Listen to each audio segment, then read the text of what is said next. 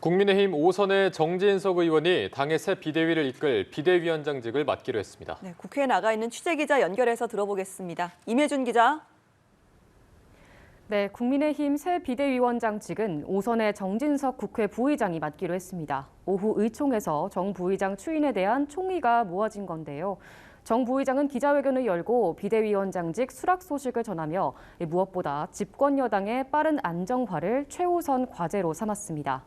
정 부의장은 지금의 비대위원장을 독배라고들 한다고 말했는데요. 그럼에도 집권 여당이라는 무한한 책임감을 갖고 더 이상 독배를 피해선 안 된다고 생각했다고 수락 배경을 전했습니다.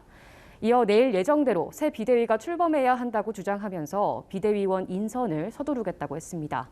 정 부의장은 당초 처음에는 자리를 고사한 것으로 알려졌는데 권성동 원내대표의 3번의 요청 끝에 직을 맡기로 마음을 돌린 것으로 확인됐습니다. 현재 국회 부의장의 임기가 올해 12월 말에 끝이 나는데 부의장직을 그때까지 유지할지 당내 의견을 들어보겠다고 말했습니다. 한편 정 부의장은 권성동 원내대표의 사퇴와 관련한 질문에 이번 달 안에 새 원내대표가 선출될 것이라고 말하기도 했습니다. 네, 한편 민주당은 김건희 여사에 대한 특검법을 발의하고 또 윤석열 대통령을 검찰에 고발했다고요.